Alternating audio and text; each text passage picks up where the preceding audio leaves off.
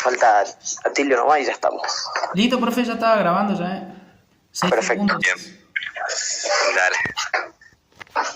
Dale, entonces vamos a empezar con la unidad número 7. Esta es la penúltima unidad. Ya casi estamos terminando con lo que es el programa de la materia. En esta unidad vamos a abordar solamente conceptos generales sobre lo que es la infectología y lo que es la epidemiología, ¿sí? Son conceptos que seguramente ustedes lo van a profundizar mucho más cuando estén en los años próximos, cuando vean en profundidad estos temas, ¿sí? Pero nosotros solamente vamos a ver ahora la parte, digamos, más superficial, un panorama más general de cómo son muy importantes estas dos ramas, ¿sí? Que es la infectología y la epidemiología para lo que es enfermería, ¿sí? Bien.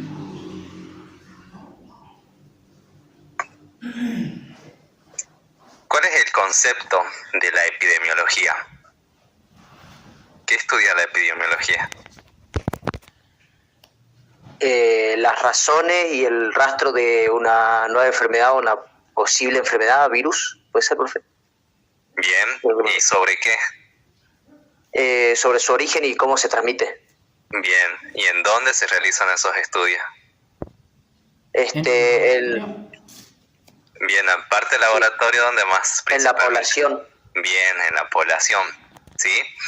Cuando analizamos ese término, epidemiología, ¿sí? El término epi significa sobre, encima, y demio significa pueblo. Entonces, ya el mismo término le está indicando de que esta ciencia, la epidemiología, va a estudiar las enfermedades principalmente, ¿sí? Lo que es su incidencia, el origen, las razones de la aparición, la distribución de las enfermedades y problemas de salud a nivel poblacional, ¿sí? Eso significa lo que es la epidemiología, ¿sí? Esas enfermedades son producidas tanto por virus, por bacterias, por hongos, por protozoos, ¿sí? Como así también otras enfermedades, ¿sí? Entonces, eso estudia lo que es la epidemiología, ¿sí? Las enfermedades en la población, ¿sí? En términos generales, ¿sí? Sí, profe. Bien.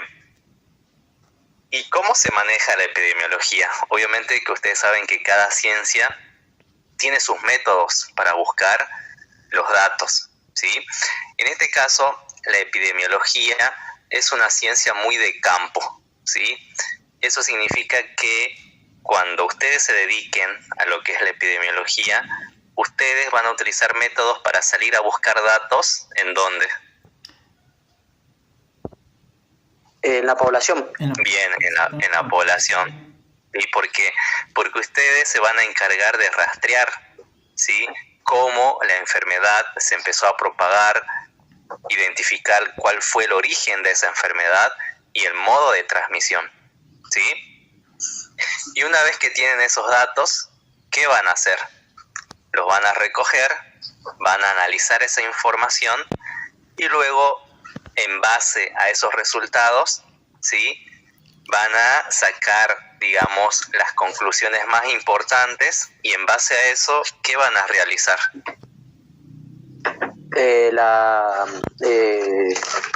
Lo que nosotros decimos promoción y prevención de una enfermedad. Bien, sí, en base a esos resultados, eso permite, digamos, posteriormente elaborar políticas, ¿sí? En cuanto a lo que es la salud pública.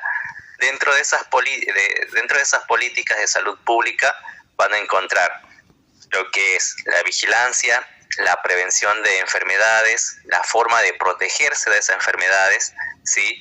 Las formas de promover la salud en lo que es la población, ¿sí? Entonces todo eso gracias a los datos que ustedes van a salir a buscar en el campo, es decir, en la población, ¿sí? Más o menos van entendiendo cómo es el papel del epidemiólogo. Sí, profe. Bien. Y acá vamos a ver términos que se utilizan muy frecuentemente en lo que es la epidemiología, ¿sí? Lo que es endemia, lo que es epidemia y lo que es pandemia, ¿sí? ¿Ustedes qué entienden por endemia? ¿Qué es una enfermedad endémica? Creo que puede ser que afecta a cierta región o población, o puede ser también en una fecha habitual, como es la gripe. Bien, Atilio. Sí, profe, así concuerdo con lo que dijo Cami. Por ejemplo, el ébola se propagó, digamos, en África, ¿puede ser? Sí. Después se hizo después, bueno, pasó a nivel, mundial, digamos, se propagó. Bien, acá vamos a ir aclarando, ¿sí? Cuando hablamos de endemia, de enfermedades endémicas, son enfermedades que afectan una región geográfica determinada de forma habitual, ¿sí? Y también se mantiene en cierto periodo de tiempo, se mantiene como estable, ¿sí? Como constante. Por ejemplo, una enfermedad endémica en los últimos tiempos acá en Argentina, que también afecta lo que es acá nuestra provincia, más precisamente en la región tropical, subtropical de la provincia, Dengue. donde hace mucho calor, es la enfermedad del dengue. Del dengue. El dengue. De Sí. la Aedes aegypti.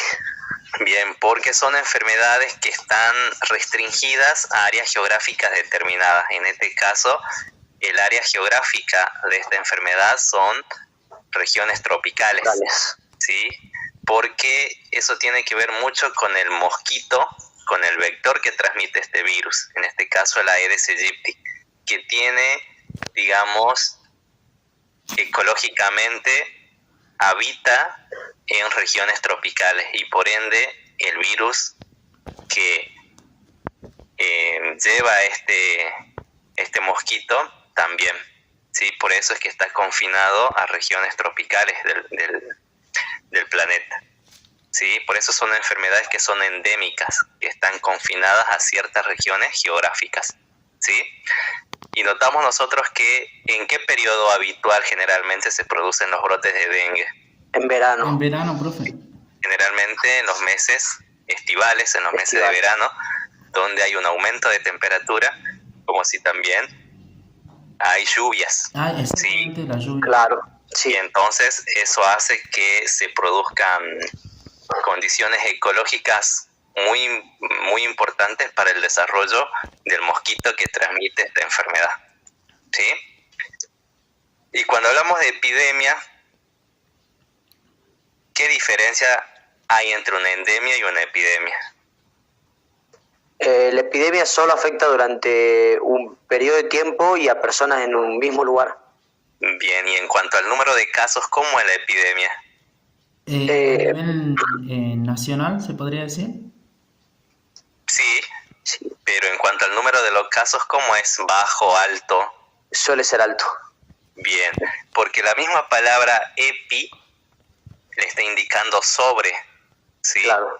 Entonces, cuando se produce una epidemia es cuando una enfermedad surge, ¿sí? Y produce un alto número de casos, un elevado número de casos, ¿sí? En una región determinada también y en un periodo de tiempo determinado, ¿sí? Es decir que se va a producir un aumento de casos, por eso se llama epidemia, ¿sí? Y la pandemia está muy relacionada con lo que es epidemia, pero cuando hablamos de pandemia, ¿a qué nos referimos? A nivel mundial. A nivel mundial. Bien, que es una epidemia, sí, pero que afecta a todos los continentes del planeta, ¿sí?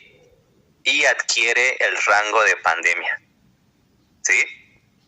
Entonces, endemia es una enfermedad, ¿sí? En una región determinada. Epidemia es cuando se produce un elevado número de casos y la pandemia cuando esa enfermedad se propaga a nivel mundial. ¿Sí? ¿Van entendiendo hasta ahí? Sí, profe. Sí, profe. Bien. Estoy viendo la hora porque...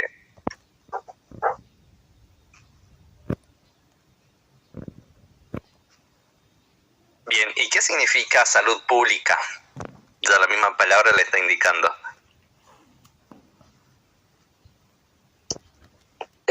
A la salud de la población en general y la actividad de control sanitarias.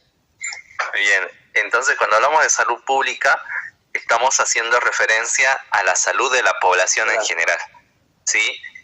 Y dentro de lo que es la salud pública se llevan a cabo actividades, acciones por parte de organismos, ¿sí? Que van a emitir, ¿sí?, esas medidas sanitarias para controlar lo que son las enfermedades, ¿sí? Y está muy relacionado con lo que es la epidemiología. Bien, acá le menciona de que obviamente que durante el siglo XX, ¿sí?, muchas enfermedades infecciosas empezaron a descender, ¿sí?, especialmente en los países desarrollados. ¿Por qué en los países desarrollados? ¿Cómo es la infraestructura en cuanto a la salud en esos países? Si hablamos de condiciones biobásicas es mejor porque tienen mejores condiciones y más desarrollados los hábitos básicos, lo que son las alimentaciones, la estructura de los hogares, la misma información que se le proporciona a las personas. Bien, y tienen una mejor calidad de vida, ¿sí? Sí. Obviamente que esos sistemas de salud en esos países desarrollados están mucho más equipados, ¿sí? Y eso produce una mejora en lo que es la salud pública, ¿sí? Por eso es que en esos países que están desarrollados, lo que es China, lo que es Estados Unidos, ¿sí?, todo lo que es Europa, ¿sí?, al tener esas mejores condiciones en cuanto a lo que es la salud, por lo tanto las enfermedades, ¿sí?, no se produce, digamos, un número elevado de enfermedades en esos países debido a sus condiciones. Si lo comparamos con países en vía de desarrollo, ¿cómo es el tema de las enfermedades? ¿De bajo desarrollo, dijo, profe? Disculpe. Claro, en los países en vía de desarrollo. Suele ser mucho más difícil el tema de los tratamientos. Los hospitales más rápidos suelen estar colapsados y hace que muchas personas no puedan ser asistidas. Bien, sí.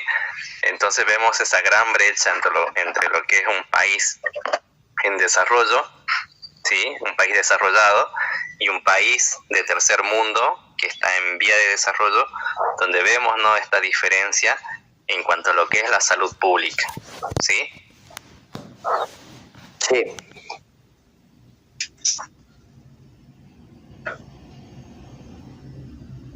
Bien. Y estas ramas importantes de lo que es la salud, lo que es la epidemiología y la salud pública, ¿sí?, utilizan métodos, sí, principalmente para lo que es la identificación y para seguir, para contener, para rastrear la enfermedad, sí, sobre todo para, una vez que se instala una enfermedad, poder erradicarla de la población, ¿sí? Bien, acá pueden ver el ejemplo de varias enfermedades como la viruela, la fiebre tifoidea, la difteria, la poliomielitis, que se han controlado, y en algunos casos, en el caso de la viruela, yo que le había comentado ya en la clase de virus, que es una de las únicas y pocas enfermedades que se logró erradicar a nivel mundial, ¿sí? Y eso se produjo gracias a medidas activas y específicas como es la cuarentena y lo que es la vacunación, ¿sí? Que si ustedes leyeron el seminario, van a ver que cuando dentro de los controles, sí, para los mecanismos que permiten controlar lo que son las enfermedades, principalmente aparece la cuarentena y la vacunación como medidas eficaces, ¿sí? Bueno, en el caso de la viruela fue gracias a la masiva campaña de vacunación que se realizó en todo el mundo, ¿sí? En todo el mundo se empezaron a aplicar vacunas contra la viruela y eso permitió controlar la enfermedad, ¿sí? Y posteriormente se la elimina de lo que es el planeta, porque esta enfermedad ya no está circulando a nivel mundial, ¿sí? Bien, y acá hay unos términos que generalmente a veces suelen confundir, ¿sí? Que es aislamiento, cuarentena y vigilancia, que también son mecanismos de control cuando aparece una enfermedad, ¿sí? Esta palabra aislamiento nosotros la tenemos muy fresquita luego de haber atravesado la pandemia del coronavirus, ¿sí? ¿Qué significaba estar aislado? Separado de las personas que estaban sanas. Bien. El aislamiento consiste entonces en la separación de las personas que tienen la enfermedad infecciosa de aquellas que están sanas. ¿Sí? Eso significa aislamiento, ¿sí? Y cuarentena está relacionado, pero hay una cierta diferencia cuando hablamos de cuarentena. ¿Sí? Sí.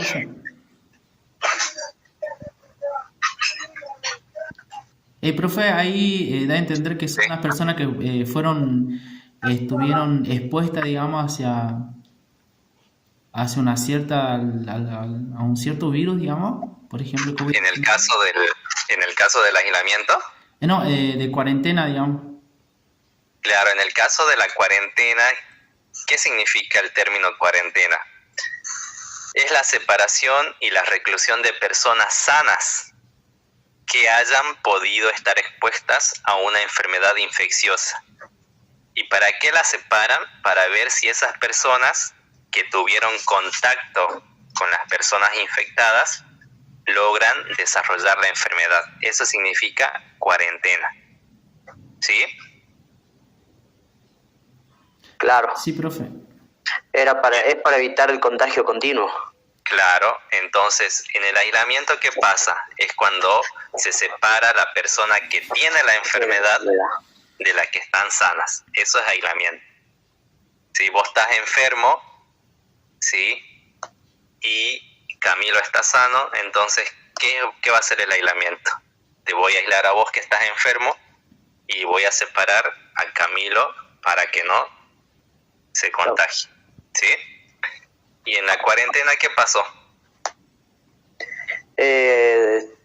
Todas las personas son separadas y tenían que estar en su casa porque posiblemente se podían infectar y hacer que la enfermedad se siga retransmitiendo. Entonces, con la cuarentena lo que hacen es recluir a las personas de estar en contacto el mayor tiempo posible para que no se siga propagando la enfermedad. Bien, exactamente es así. Sí, es la separación de las personas sanas que posiblemente hayan estado expuestas a la enfermedad. Entonces las separamos para ver si en esos días de cuarentena desarrollan los síntomas o algún indicio de la enfermedad.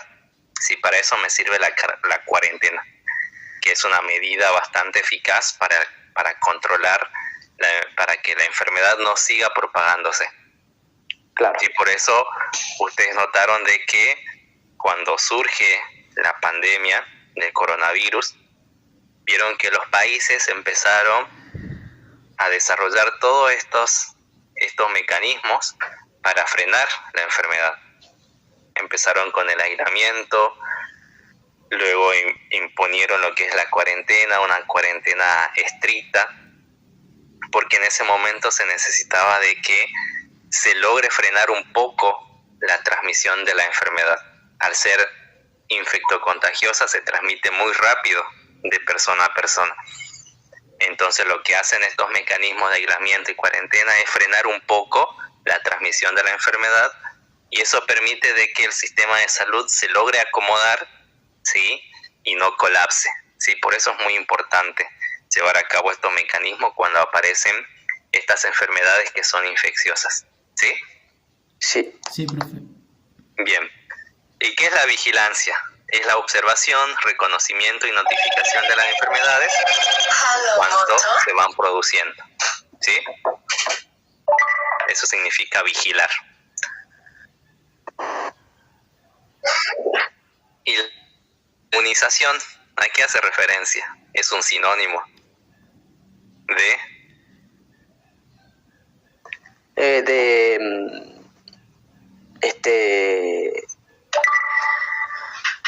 inmunización puede ser del inmunizar de sistema inmunológico, puede ser, profe, o sea, poder hacer que nuestro propio sistema sea inmune a la enfermedad o sepa responder contra la enfermedad. Claro, sí, exactamente.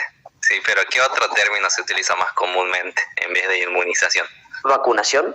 Vacunación. Sí, inmunización, vacunación son sinónimos, ¿sí? Entonces, este es otro mecanismo de control muy importante cuando aparece una enfermedad infecciosa, ¿sí? Esperen que pase el vendedor. Si quiere ponerle pausa ahí en la clase. Falsa maldita, la falsa señora, viva la falsa maldita, falsa maldita. No, después lo edito, profe. No se puede. Ponerle pausa. Pues justo se le ocurre pasar los vendedores ahí con su... Pasarían la clase, bueno, igual. Pero sí se escucha bien, ¿no?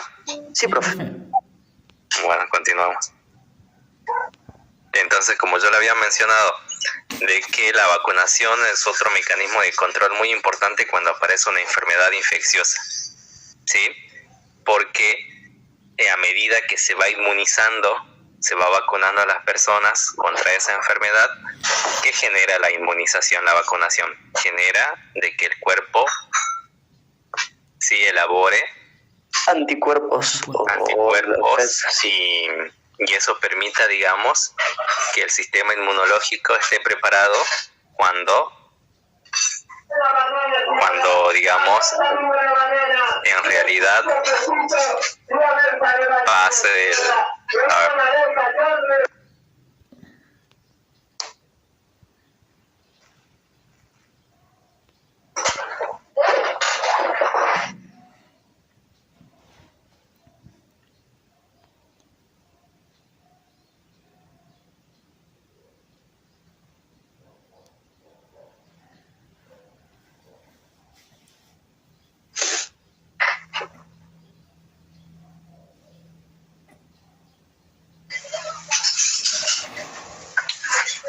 Bueno, creo que ya pasó.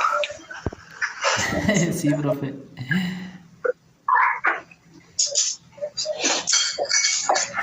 Bien, entonces, a mí la inmunización, ¿qué permite la inmunización? La vacunación permite de que el cuerpo genere esas defensas contra la enfermedad, ¿sí? Por lo tanto, es un buen mecanismo de controlar la enfermedad, porque acá en el grafiquito de acá de abajo pueden ver una población, ¿sí?, que en primera instancia cómo está con respecto a lo que es la vacunación. No está vacunada y la mayoría están enfermos o contagiados, solo Bien, muy poca gente.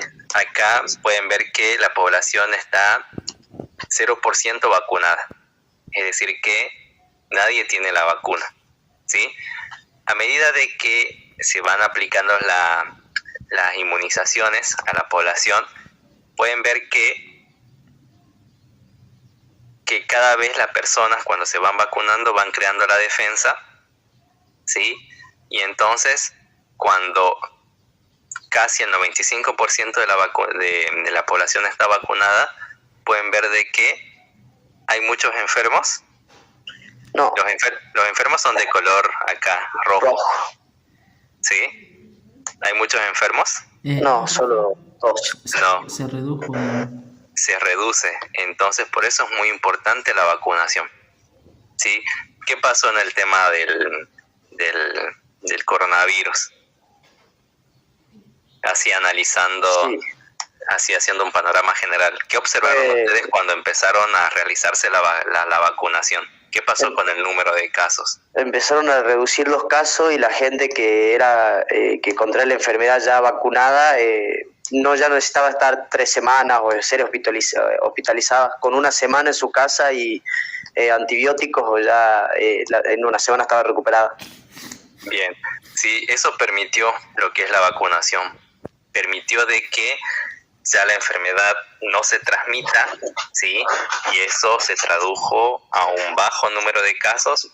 Vimos que cada vez que había una mayor proporción de la población vacunada, vimos de que los números de casos empezaron a descender. A descender, ¿sí? sí. Y por otra parte también vimos de que si teníamos las vacunas, ¿sí? Y si contraíamos la enfermedad, notábamos de que la enfermedad era bastante leve, ¿sí? En cuanto a los síntomas, ¿sí? Entonces, por otra parte, eso significa de que el cuerpo sí generó las defensas, ¿sí? Adecuadas para defenderse contra, en este caso, contra el coronavirus. ¿Sí? Bien, por eso es muy importante lo que es la vacunación.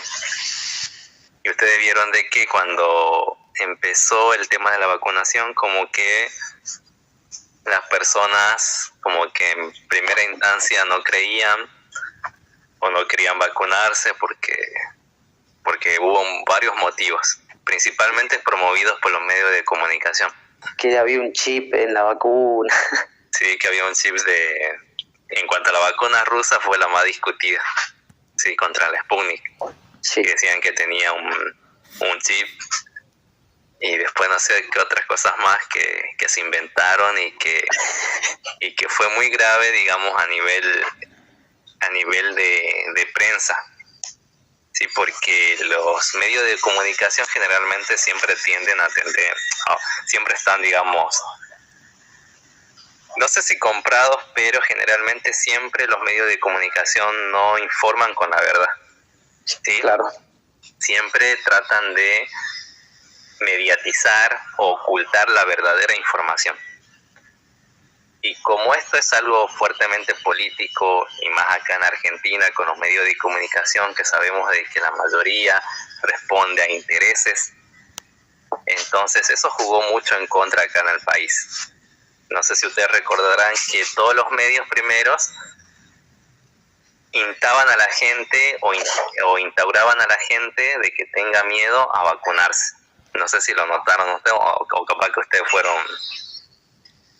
ustedes también pensaban así. No, sí, los medios siempre decían que comprábamos muchas vacunas rusas y que no eran las mejores, que no queríamos traer la estadounidense.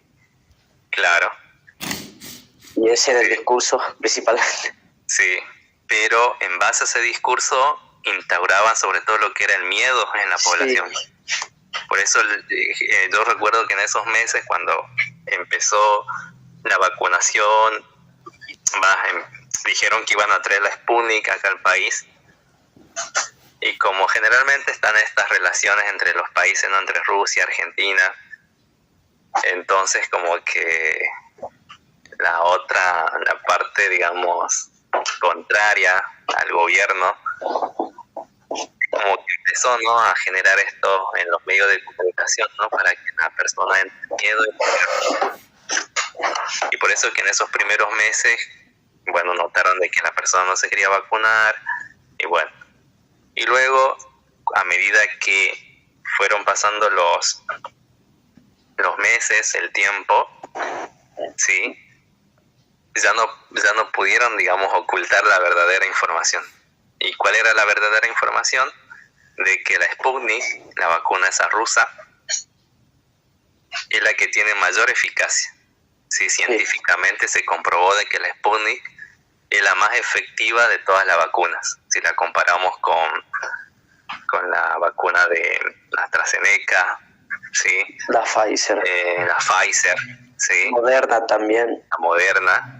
Sí, la Sputnik demostró científicamente de que es una de las vacunas más eficaces contra el coronavirus.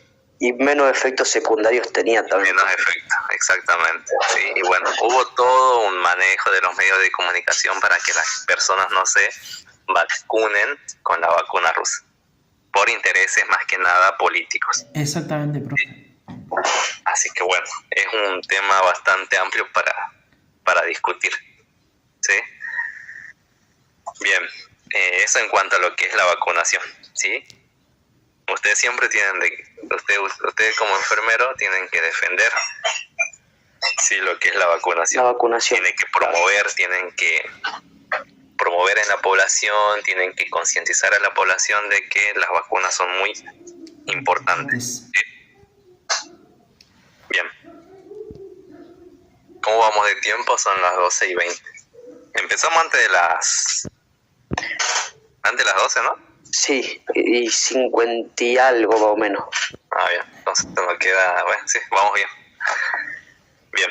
Ustedes saben que constantemente surgen nuevas enfermedades, ¿sí?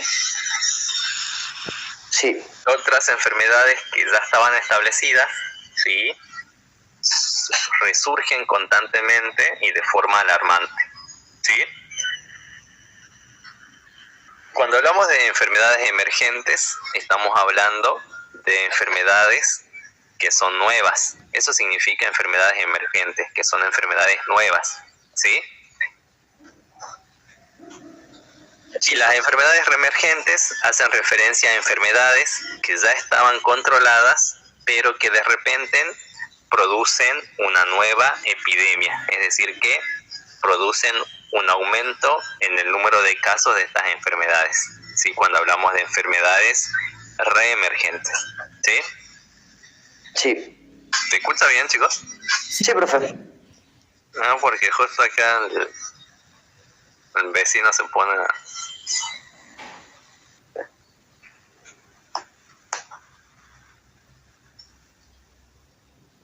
Bien, y acá pueden ver que las diferentes enfermedades que fueron emergiendo, ¿sí? A nivel mundial. Por ejemplo, en el pasado, la enfermedad la enfermedad de transmisión sexual, la sífilis, ¿sí? Causada por esta bacteria, Treponema pallidum, no sé si la recuerdan. Sí, profe. Otra enfermedad bacteriana que causó grandes cantidades de muerte La peste negra. fue la peste negra, causada por otra bacteria, que en este Yersinia caso la pestis. Yersinia pestis. Luego, la gripe española en 1918, causada por el virus de la influenza. Luego, hace poco nada más, en 1980, cuando surge este virus, el virus de la inmunodeficiencia humana, ¿sí? Que produce lo que es el VIH-Sida, ¿sí? Y en las últimas décadas, ¿sí? En la década del 2000, en el año 2003, el SARS, ¿sí? El coronavirus, ¿sí? Luego la gripe porcina en el 2009, no sé si habrán nacido en el 2009. Sí, sí, me acuerdo. La gripe porcina, Profe, también. Había campañas, profe, sí. sí, la que surgió en México. Sí, esa fue una de las más recientes o más importantes de que tenemos recuerdo. Luego tenemos el virus del Nilo Occidental en el 2011, el MERS en el 2012, el ébola, no sé si recuerdan, el ébola Sí. entre el año 2012 y el 2014. Sí, profe. Causaba miedo. Hasta hablaban de que la gente después, como que muertos vivientes, todo hablaban del ébola. Sí, eso fue lo más reciente, ¿sí? Y luego, bueno, en la actualidad lo que es Profe, del tema del ébola, creo que fueron una de los virus más mortales, se podría decir, ¿no? De lo más peligroso, ¿no? Es el más mortal, creo. Sí. Sí, es uno de los más mortales. Sí, tiene una tasa de mortalidad que va del 30 al 90%. Pero creo que la gripe española, profe, fue una de las que más víctimas tuvo, ¿o no? La influenza. También porque en este caso, cuando veamos ahora en la segunda parte, ahora en la tarde, Sí, vamos a ver, sí, por qué fue bastante mortal. Porque hay varios factores que influyen en lo que es la propagación de la enfermedad, en lo que es el aumento del número de casos, en lo que es la cantidad de muertes, ¿sí? Claro. Porque influyen varios factores. Eso lo vamos a analizar ahora en la segunda parte más enseguida, ¿sí? bien, profe. Perfecto. Bien, ¿y por qué principalmente surgen las enfermedades? ¿Qué pueden ver acá en estas figuritas principalmente? ¿Quién está causando esas alteraciones? El mismo ser humano. El ser humano. La deforestación, El comercio ilegal de animales de exóticos. animales, sí. El cambio climático.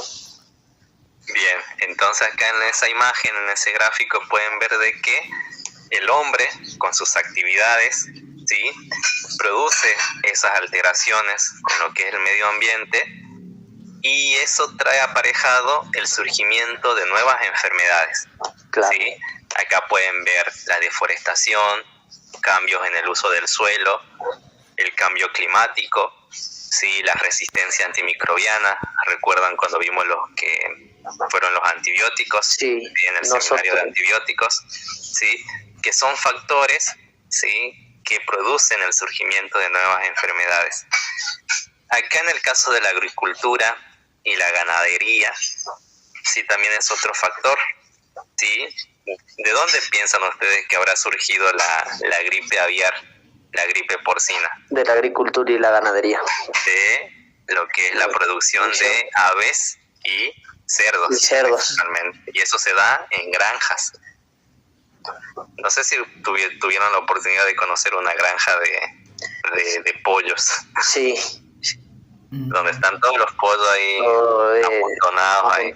Sí. Entonces eso hace de que si surge algún virus o muta algún virus ahí dentro de esa población de aves, si pueda saltar al hombre, sí, y de esa manera provocar una epidemia. Y si no se la controla, producir una pandemia posteriormente, sí. Claro. Y acá nos quedamos con este factor que es el comercio ilegal y poco regulado de la vida silvestre, ¿sí? Esto está muy relacionado con el surgimiento del COVID-2019, ¿sí? Del coronavirus, del SARS-CoV-2. ¿Por qué? Porque los estudios científicos apuntan de que el virus llega a saltar al ser humano por medio de este factor, que es el comercio ilegal y poco regulado de la vida silvestre. ¿Sí? ¿Por qué? ¿Dónde empezaron los contagios? En un mercado ilegal de animales en China. En China. Bien, o sea, no es un mercado ilegal, sino que es un mercado, digamos, es un mercado legal en lo que es China, ¿sí? Porque habilitan ese tipo de comercio, pero la forma en que consiguen los animales, ¿sí? Son ilegales, ¿sí? Entonces, cuando van a ustedes a esos mercados, van a encontrar animales silvestres como serpientes, cangrejos, peces, perros, tortugas, perros, aves, cerdos, ¿sí? Entonces, hasta había anguilas, de toda clase de peces también. Sí, entonces pueden ver de que en esos mercados se venden, digamos, animales silvestres. Y nosotros no sabemos si esos animales tienen ciertos virus, tienen ciertas bacterias que pueden ser potencialmente peligrosos para el ser humano, ¿sí? En el caso del coronavirus, los estudios científicos apuntan de que hubo, digamos, un animal intermediario en lo que es la cadena, digamos, de transmisión, que permitió de que el coronavirus, ¿sí?, cuando surge, infecta a ese animal intermediario, ¿sí? Y a partir de ese animal intermediario, recién, digamos, muta en ese animal intermediario y recién salta al hombre, ¿sí? Y ese candidato intermediario es el pangolín. Es uno de los candidatos. Sí, el pangolín. Sí, que es es como es así, es chiquitito, así como el puercoespín, algo así, ¿no? Claro, es como el quirquincho. Exactamente, me confunde, el quirquincho, exactamente. Claro, es un mamífero, ¿sí? Es el único mamífero con escamas, ¿sí? Por eso es que si ustedes googlean y buscan la imagen del pangolín, van a ver que se hacen como un tipo bolita cuando se quiere proteger. Entonces se cree de que el pangolín es el animal intermediario donde el virus, este coronavirus, mutó en el pangolín y de ahí pudo saltar a la especie humana y producir la enfermedad, ¿sí? Y esos pangolines ¿Ustedes saben cuánto se trafican a nivel mundial cada año para venderlos en esos comercios? No, profe. No, la verdad que no, profe. Se matan y trafican cerca de 13 millones al año. Chu. ¿Y por qué? Porque en la población china creen de que las escamas de ese animalito del pangolín cura ciertas enfermedades. Ese es el motivo por el cual lo cazan, ¿sí? Y lo venden en esos comercios, solamente para comer las escamas de este animalito. Pero terminó siendo al revés. Sí. Entonces, ese fue, digamos, es una de las teorías, una de las hipótesis, ¿sí? De cuál fue el posible origen del coronavirus, ¿sí? Profe, también se hablaba del murciélago, ¿no? Decían que el murciélago también tenía...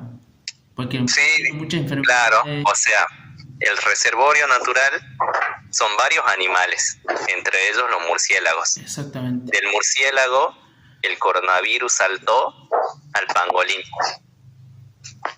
Este virus en el pangolín muta y le permite saltar a la especie humana. Y de ahí se desencadenó lo que conocemos, ¿sí? Todo lo que fue la pandemia del COVID. Así que pueden ver cómo este simple factor del comercio ilegal de la vida silvestre provocó una pandemia a nivel mundial. ¿Sí? Sí, profe. Sí, profe. ¿Y estaremos preparados para el futuro? No, yo creo que no. Yo creo que no, profe. Están diciendo, profe, que supuestamente en unos años va a haber otra pandemia, pero creo que era del MERS o del SARS, algo así. Claro, puede ser que se produzcan nuevas pandemias, como yo lo había mencionado, de alguna enfermedad nueva, de alguna bacteria o algún virus, ¿sí? Que mute. Que surja, ¿sí? Y también puede ser de que enfermedades que ya han surgido, como por ejemplo el dengue, la gripe, la tuberculosis, otras enfermedades que ya estaban, ¿sí? En circulación, vuelvan a producir un número elevado de casos y posiblemente se puedan transformar en una pandemia a nivel mundial, ¿sí? Pero eso no está sucediendo porque a medida que surgen las enfermedades se van generando esos mecanismos para poder controlarlas, ¿sí? Sí. Y de esa manera no produzcan esas pandemias a nivel mundial. Profe, usted en una clase había dicho que cada vez la enfermedad de eso se están haciendo más fuerte, cada vez, digamos. Claro, los patógenos, sí, las bacterias, sí. los virus. Obviamente nosotros analizamos mecanismos que tienen los virus y bacterias para poder resistir, ¿sí? Entonces eso también trae un grave problema a la hora de querer controlar esas bacterias y virus. Claro, las bacterias con las superbacterias, todo eso. Bien, en el caso de las bacterias, sí, tienen muchos mecanismos para poder protegerse.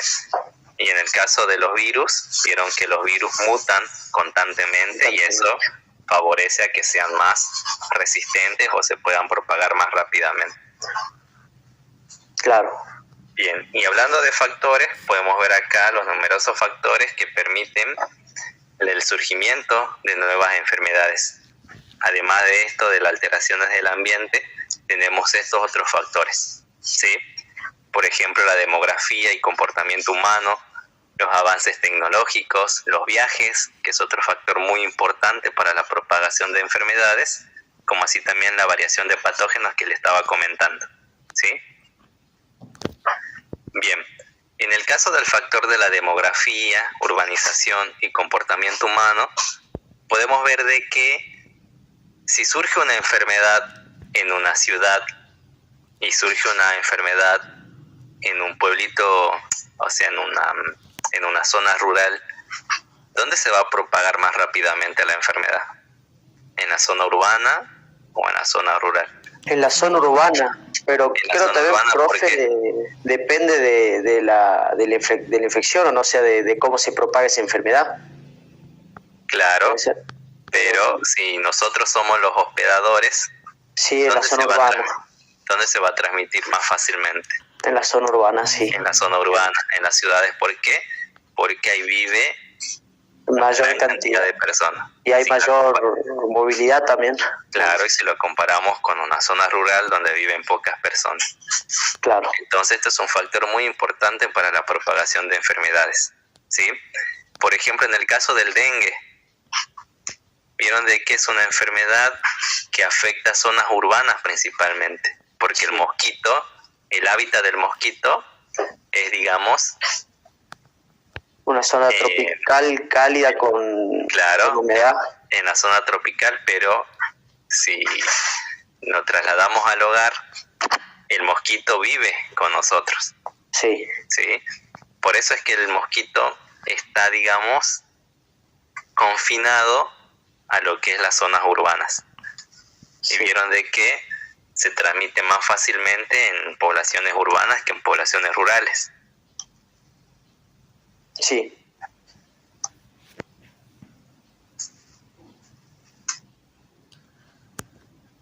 Bien, acá pueden ver de que antes de 1981 no había dengue en América, ¿sí?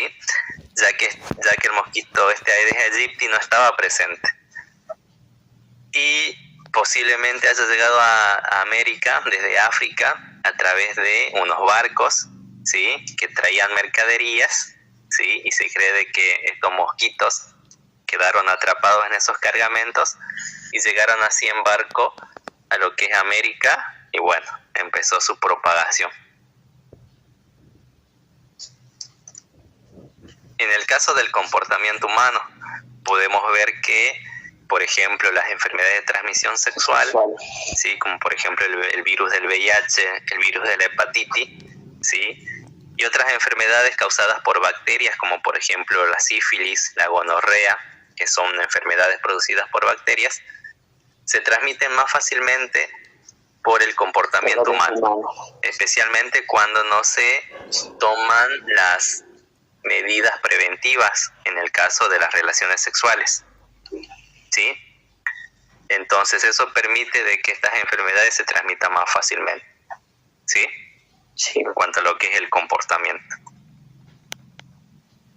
En cuanto al avance tecnológico, es otro factor muy importante para en este caso, para el surgimiento de enfermedades más resistentes, ¿sí? Nosotros dijimos de que el mal uso de los antibióticos ha producido de que cuando uno consume algún antibiótico, este ya no tenga un efecto deseado.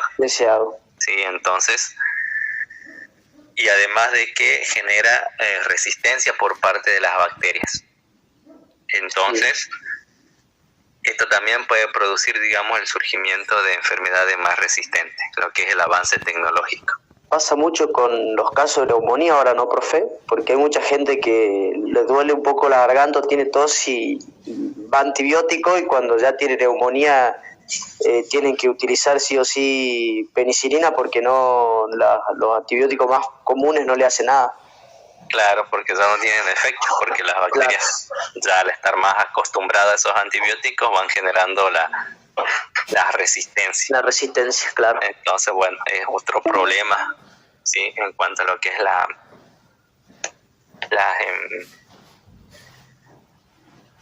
Sí, salió el cartel de que quedan 10 minutos, profe. ¿De cuántos minutos? 10 dice. ¿10? Sí. Bien. Sí, ya terminamos. Vemos esto y ya terminamos. Perfecto. Bien, y otro factor muy importante para la propagación de enfermedades es lo que es los viajes y el comercio internacional, ¿sí? Pudieron ver cómo cuando surge el coronavirus en China, vieron que rápidamente se propagó a otros países. ¿Por qué?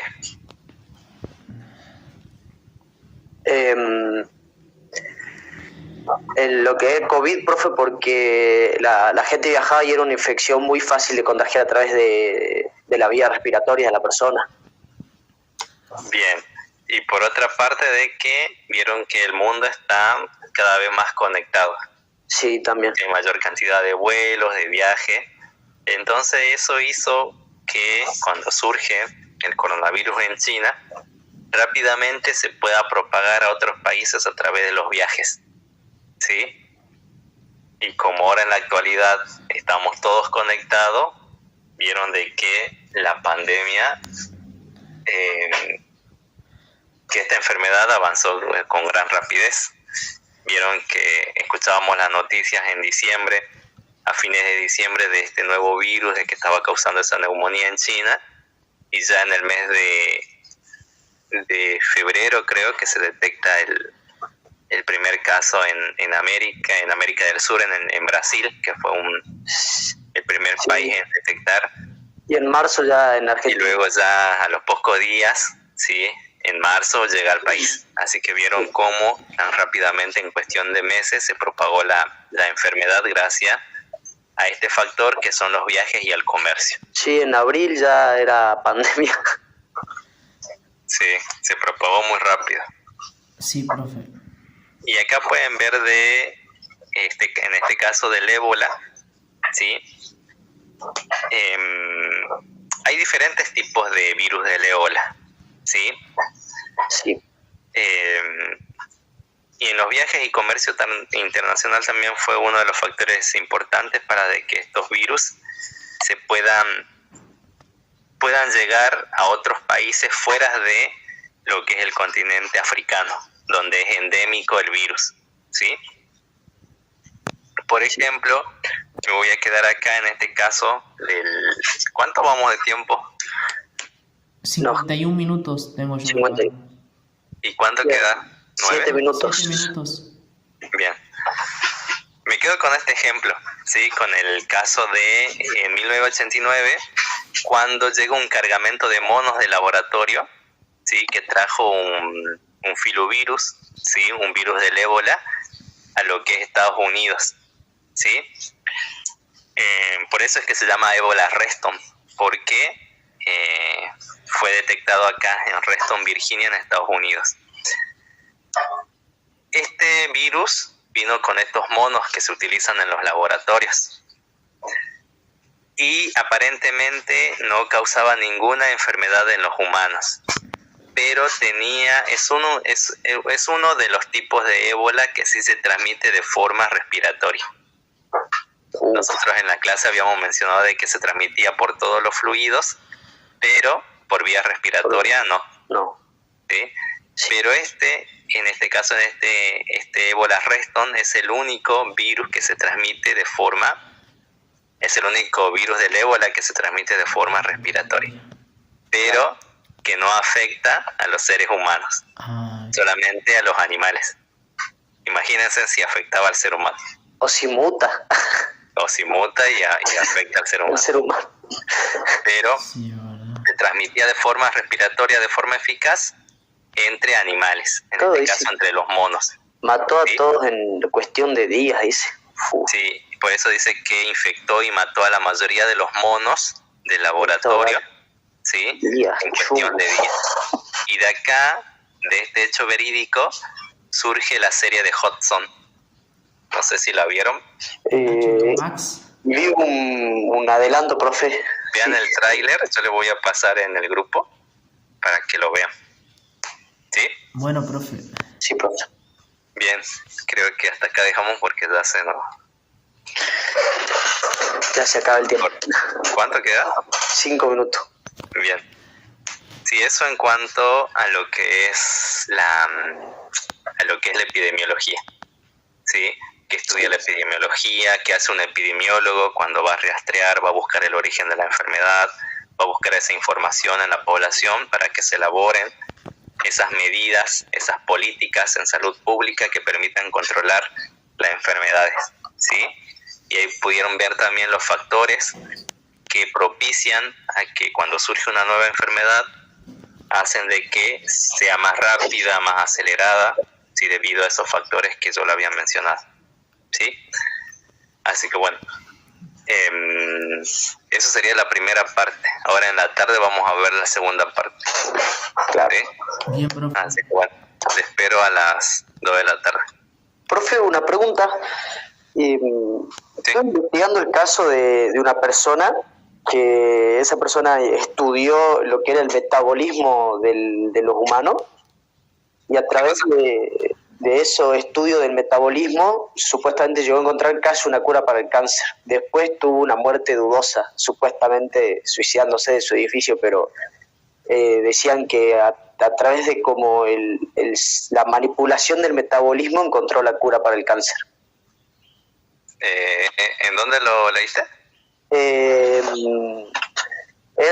Primero vi un video, profe, que hablaba sobre el caso, no me acuerdo bien cómo se llamaba, ahora lo busco, y después había información por un montón de páginas, pero prácticamente los libros y todo lo que la persona sacó ya casi como se consigue nada.